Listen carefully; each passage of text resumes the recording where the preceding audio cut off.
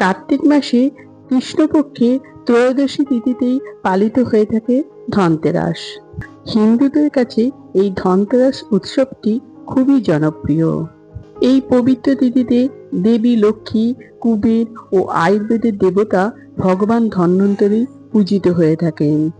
বন্ধুরা, এই ভিডিওতে আমরা জেনে নেব 2026 সালে ধনতেরাস কবে পড়েছে এবং ধনতেরাসে ত্রয়োদশী তিথি কখন শুরু হচ্ছে এবং কখন শেষ হচ্ছে, এবং জেনে নেব ধনতেরাস পুজো করার শুভ সময় কখন থাকছে। বন্ধুরা, তার আগে পরবর্তী ভিডিও পেতে চ্যানেলটাকে সাবস্ক্রাইব করে নেবেন আর ভিডিওটা লাইক শেয়ার করতে ভুলবেন না। আর কোনো কিছু তথ্য জানতে হলে কমেন্ট বক্স তো রইলই। 2026 সালে ধনতেরাস পড়েছে ইংরেজির 6ই নভেম্বর 2026 সাল, বাংলার 19শে কার্তিক 1433 সাল শুক্রবার। ধনতেরাস এই দিনে সোনা, রূপো, পিতল বা নতুন বাসনপত্র কেনার রীতি আছে।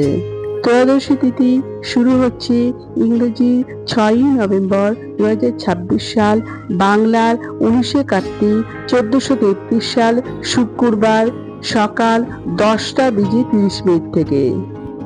ত্রয়োদশী তিথি শেষ হচ্ছে ইংরেজি 7ই নভেম্বর 2026 সাল, বাংলার 20শে কার্তিক 1433 সাল শনিবার সকাল 10টা বেজে 47 মিনিট পর্যন্ত। আমার আজকের ভিডিওটা এই পর্যন্তই।